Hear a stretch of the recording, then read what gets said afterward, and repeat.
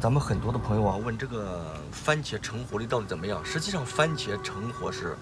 非常容易成活的。那么咱们很多朋友啊，就是说咨询，既然番茄这么容易成活，咱们能不能够番茄进行一部分扦插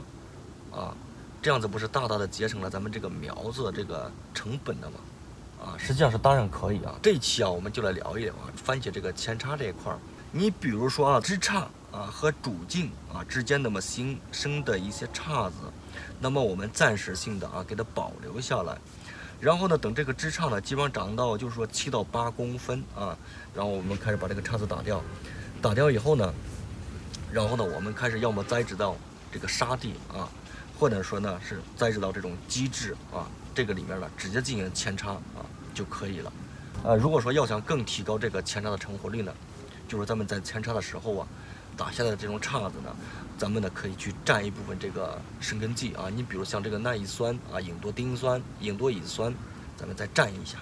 这样子这个成活率呢就非常的不错了当然了，有一个前提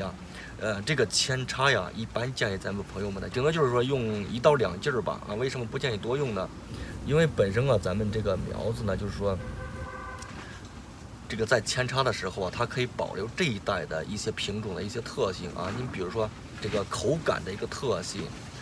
包括抗病虫这样的一个能力的一个体现等等，都可以完全的一个保留。下一次再进行扦插的话，它就这个品种某一些这个优势呢，它就会进行退化了。所以说建议呢，咱们就是顶多这个扦插呢用1到2次就可以了。好了，本期视频呢就到这里吧。